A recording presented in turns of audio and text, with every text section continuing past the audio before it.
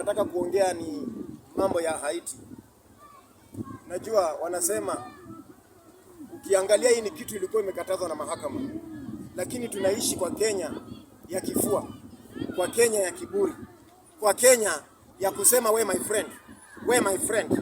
Hiyo ndo Kenya tunaishi nayo. Tunaishi kwa Kenya ya wale ambao tumeshindwa kuelewa walitoka kwa Mungu ama walitoka hapo pengine mjijazie.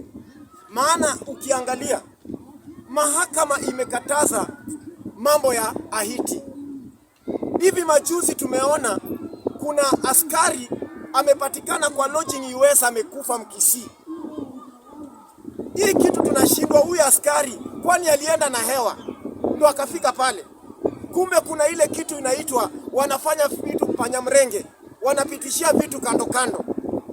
Saa hii tunaona hata waziri mkuu ambaye yeye ndo alichukua wakati rais wa Haiti alipokufa.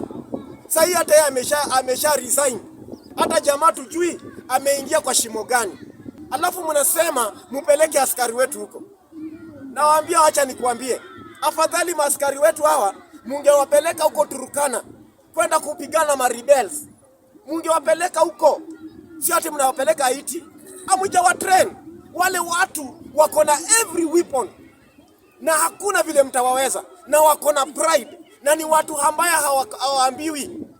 Mbona hizi manchi zingine zitapeleka watu wao? Kwani sisi ndo maaskari wetu wametrain aje? Ndo mnasema mwapeleke huko.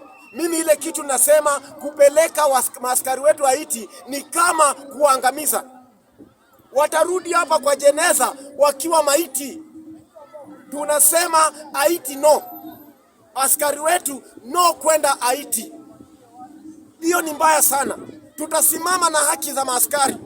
Haitakuwa ati kwa sababu mko kwa mamlaka ati sasa mnataka kuforce maaskari waenda Haiti. Ile si maji ya kuogelea. Pale ni kifo. Pale wanajuana wenyewe kwa wenyewe. Na hata ukiwaangalia wale si wa kuchezea, ni moto wa kuotea mbali. Hatutakubali. Hii vitu ilikatazwa kwa mahakama. Kama mnadharau mahakama, sasa tunaishi nchi gani?